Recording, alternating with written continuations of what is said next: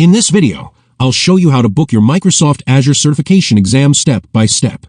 You'll learn how to register for a Microsoft exam, create your Pearson VUE account, and schedule your Azure certification easily without any confusion. So watch till the end and follow each step carefully to successfully schedule your Azure certification exam today. Let's get started.